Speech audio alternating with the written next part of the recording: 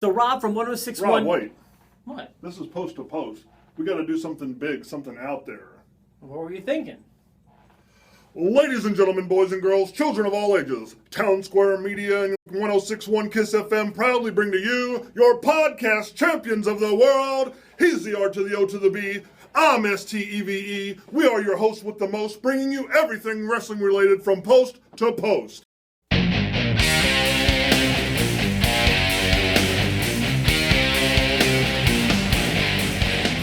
Now it's the Rob from 1061 KISS FM here with my tag team partner in podcasting. Hey guys, it's me, Steve, web contributor to 1061 evansville.com.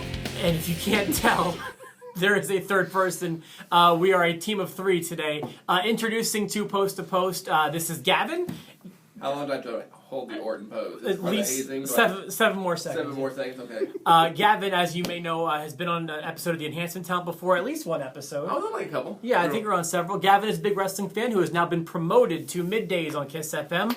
So is it a bit more? It is. It's actually it's a huge deal. So congratulations. Like the Intercontinental Championship of the building. But you know what? That's huge, and we're happy to have you here. You moved up from NXT to Intercontinental Champion. I hope I'm not going to be lost in development though. I hope I make a smooth transition. Please, I need something to do once I'm here. So one thing we found for you to do is we all like wrestling. We do. And we've called an emergency post to post. There will be 3 episodes this week because something so humongously huge happened last night in Philadelphia. It did. It finally happened. I believe the most polarizing man in all of sports entertainment today, Roman Reigns, a man who has divided this show numerous times, a man everyone is talking about. Roman Reigns finally captures the boyhood dream of becoming, because he was on the island of Samoa. His boyhood dream that started 2 years ago when he arrived at Survivor Series. And has now been finally captured. We have a new WWE champion, and this one is so big that we decided to call an emergency meeting for it. Yes, we did. Yes. All right, so Steve, I know you are a huge fan of Roman Reigns. You've been a supporter of this decision. Go ahead and gloat. What do you feel about what's happened over the past 24 hours? I really like what happened. I like the aggressive, anti-authority Roman Reigns. I hope they stick with that. I'm a little confused why Vince was there last night. I was almost looking for the swerve, but that didn't come, so I'm trying to still figure out why he was there. But that doesn't help from basking in the glow of Roman Reigns' new title. I do feel like Vince McMahon was crowbarred in. Yes. Now I will go to midday superstar Gavin, Intercontinental Champion of Post to Post. Yes. What do you think about what happened? I hated Roman Reigns.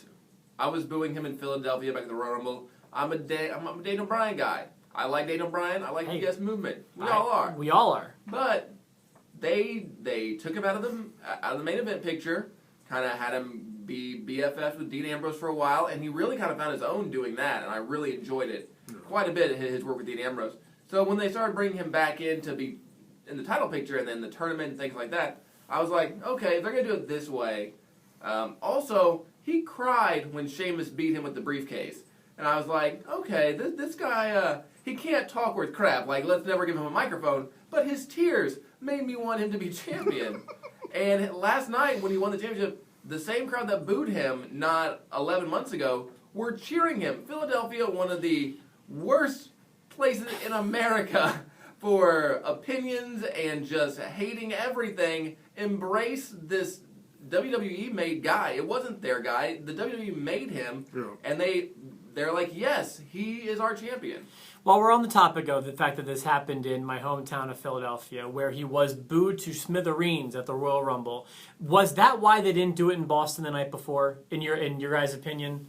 Did they hold it to Philadelphia to kind of stick it to them, or to test the waters? Was it a litmus test? Like, what do you think that was the decision? I think they either did it for that or for sheer ratings, because their ratings have been so bad lately. I would go more the ratings, because Triple H in an interview this past week and acknowledged that there's an issue with Raw, and they don't know how to fix it. Having their main title change on Raw goes a long way in changing how ratings, because Raw for a long time was just stuff happens. Yes. And it doesn't matter until the pay-per-view. Stuff happens. And even last night, after TLC ended on such a strong high note, with Roman Reigns just beating Triple H for several hours, it felt like, with a chair, and then opening with Stephanie, and like, oh, we're just going to go back to the status quo of promo. She's gonna insult him. He's gonna make a joke about somebody's junk, and then we're gonna go back to that. Yeah. But then bringing Vince in was actually a little bit fresh for me. I liked it because it wasn't Triple H. It was something that needed to be done, and now he can.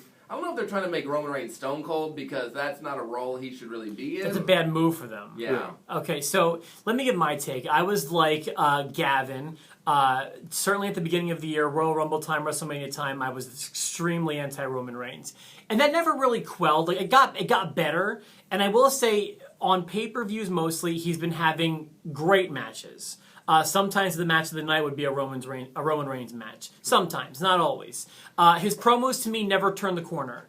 I feel like there's never been that Roman Reigns moment on the microphone because I feel like he's incapable of it. He needs to be the guy who stands behind and just looks tough and then says, "Believe that," and then that's all. And you're done. You're kind of right. You're absolutely right because when you give him potato salad, you get tater tots, for lack of a better term. So while I didn't appreciate that promo from last Monday or really any of his mic work, I will say this. I don't think he's the best choice for champion. However, this was done the right way so that fans like Gavin, fans like myself, who needed to be... who needed a little bit of time for this to happen, to digest this. It needed to be won over. Yeah, they proved to us the hard way. For example, the easy thing to do would have been to stay the course and have him win at WrestleMania from Lesnar, but they didn't do it. And over the course of the feud with Rollins, whether it was supposed to end at Survivor Series or not, never happened. Yeah. Worked some good angles with people like Daniel Bryan, with people like Rollins, with people like Ambrose, the Wyatt family. He was having great matches, and I feel like he earned this. Like, there's certainly been worse champions in history, and worse choices for champion. Someone like Jack Swagger comes to mind. Jack Swagger was a world champion at one point. That makes no sense to me. Roman Reigns is probably the best choice right now, and while I don't want this to be a long reign, it probably will be. I don't know for sure, but I just feel like they took their time, did it the right way, won people over, and I'm okay with this. Yeah. Also want to give the match credit. The match, in my opinion, told a great story, and that when the match started, I didn't think Reigns was going to win. Yeah. Throughout several points in the match, I kept saying to myself, he's going to win this thing. That guy's going to win this thing. And then something else would happen, like, this is about to happen. And then it would keep going, like, he's about to win the world championship. And I was, like, kind of gripped to it more than I thought I would be. Yeah. And when it actually happened, it felt special. Not every title win feels special. The one last night certainly did. Agreed? Agreed. I would agree because I was like you when I went into this show last night. I was like, he's gonna get fired, and then they were gonna have him in the crowd buying tickets and just doing a John Cena Nexus thing, and be like, oh no, here we go again. We're just recycling. But no, he won. He knocked out Vince, so there's repercussions from that. You got Sheamus who wants his rematch. I think it's a good move. It'll be interesting to see who they have him going up against into Royal Rumble. If it's Sheamus again, it'll be interesting to see who wins the Royal Rumble because now Roman Reigns can't win the Rumble. Right. If he's a champion, which a lot of people thought, oh, he'll just win again. He could win back-to-back years because they want him to be that guy. But my prediction is still they bring Daniel Bryan back to the Rumble and they run them at each other. I would love to see that. I don't know if I think it will happen. To me, the obvious feud feels like Triple H until this. I don't know if it's an angle or what, but the injury thing with Triple H, I'm seeing WWE.com reporting on that. But I haven't checked like my real news sites to see like what this story is. Do you know? Does anyone know if that's? I don't know. I don't think it's legit. Okay, because that seemed like the next natural feud, but that doesn't. If we're doing that at Mania or even the Rumble, I don't think Triple H needs to be in the title picture personally. Yeah, agreed. So now this opens up a whole lot, So what happens at the Rumble? Throw our predictions. Who's the title match? Either Brock or Cena. Brock or Cena. Gavin. I've got probably Sheamus. I think they'll run them at Sheamus. Yeah, I was gonna say a Sheamus. You mean the match at Rumble? Yes. I'm sorry. Oh, yeah, that'll be the Sheamus rematch. I'm sorry. Okay, you think so? We all think Sheamus, I guess, is next. All right, so you think Brock's gonna win the Rumble? Brock or Cena, yeah. Okay, gotcha. Yeah. I'm not prepared to throw that prediction out there. Do you have a prediction for who wins the Rumble match, Gavin? Daniel Bryan.